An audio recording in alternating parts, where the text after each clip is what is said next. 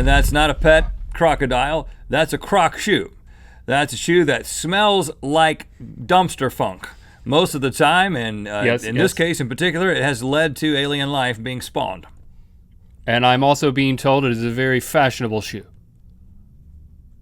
I'm being told that that's incorrect. We're sorry, we're going to retract that statement. But it is not a fashionable shoe, and we'd like to apologize as a network. His finger is not on his ear, therefore, go with me on this one. Very fashionable shoe. I'm wearing. I could do that as well. Now. I also have tattoos. Crocs. Never seen a news anchor with those, have you? That'd be pretty cool. That's like a Vice thing. Yes, the weatherman. Like a Vice anchor. The tattooed weatherman. Of course, these tattoos end sort of abruptly. It's like, yeah, that's probably not real. If you cover this part up, and this part, it could look like it was real. Oh, let me see that.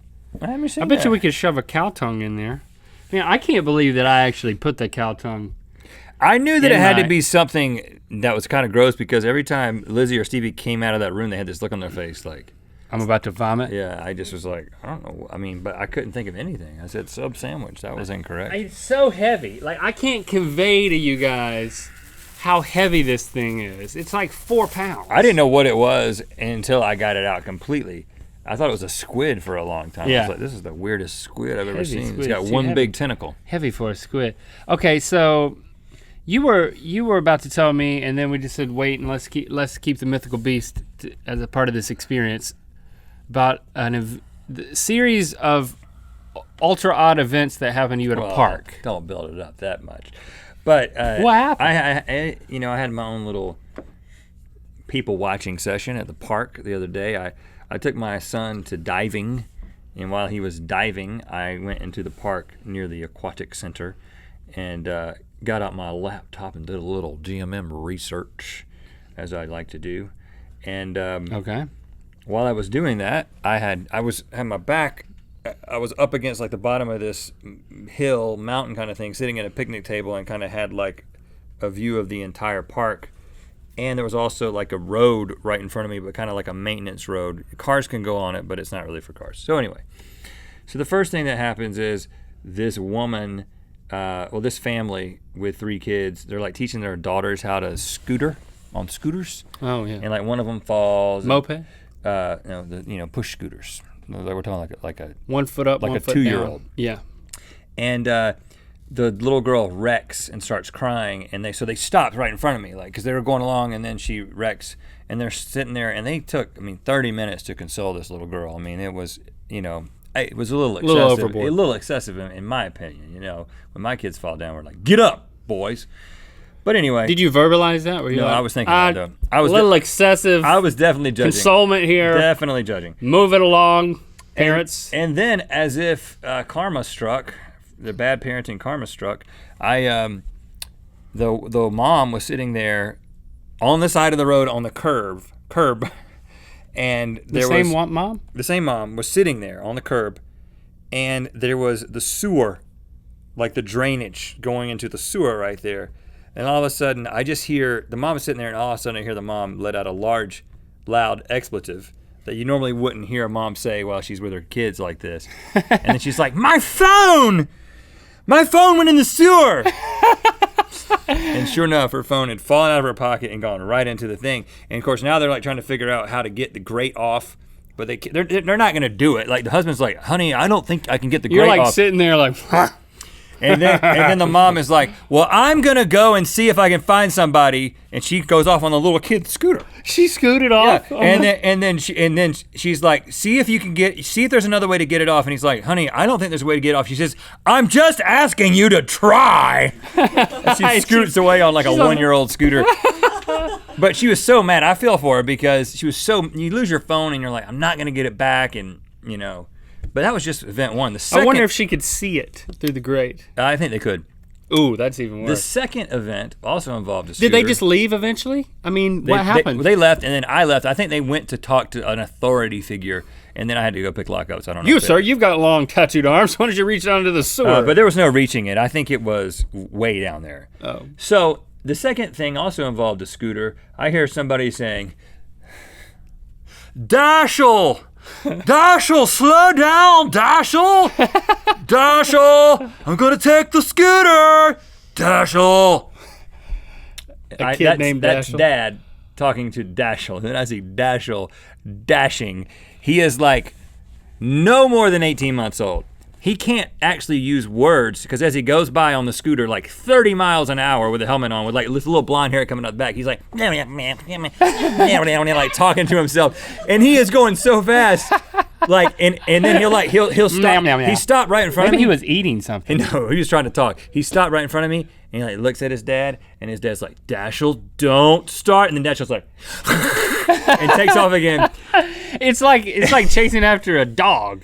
It was amazing. Dashel was so fast. And incidentally, that is the name of a dog, not right. a human. And they couldn't catch Dashel. And then Have you heard of Then any- he came back by. And then really? Dashel was still ahead of Dad. I don't know if he ever found him. I don't know if Dad ever caught up with Dashel. Have you ever heard of anyone being named Dashel? That kid. And then the last thing. What is Dashel from? Is that referencing something? It could be named after Tom Dashel, politician. Remember Tom Dashel? The Incredible? Dashiell Hammett. Dash. Dash is like the really fast little kid that is in Yeah, his name was Dash. It wasn't Dashel. Well, Dash is short for Dashel. And then the last thing that happened was probably the best. There was a guy who had two large boxers, off leash. He's wearing two sets of boxers, one on each The largest leg. set of underwear I've ever seen. Two boxer dogs. And these things were just wild and all over the place and just running around. Off leash? Off leash, which I saw a number of dogs off leash, and I think that there's an area of like the park there where you can have the dogs off leash. But these dogs are just going nuts. If it's off leash, yeah, I'd have Dashel on a leash. Then. Running all over the place. And then the two boxers come up to me, and they're just like, the boxers have like the short nose, so they don't breathe very efficiently, but they're like slobbering everywhere, and they've been running around the park. So they come out there and they're like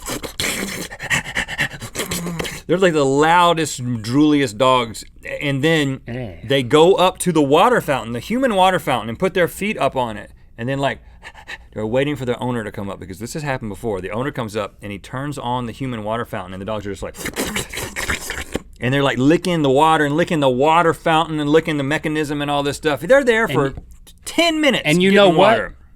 I wouldn't believe you if I hadn't seen that exact same thing happen at another park. Yeah, it's common practice. I saw it was a public water fountain for humans that had to be at least 4 feet tall. Yeah.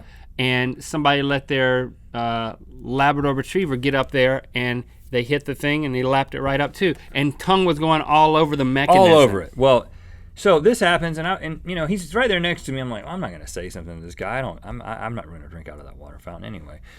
But then I've kind of got then you got really thirsty. My attention down into my laptop, and then as I raise my head, I realize a jogger is coming up to the water fountain. Oh no! And like I had like 3 seconds to act. And he just goes up and he goes, And it's just like, I had 3 seconds to say, there's some dogs on there.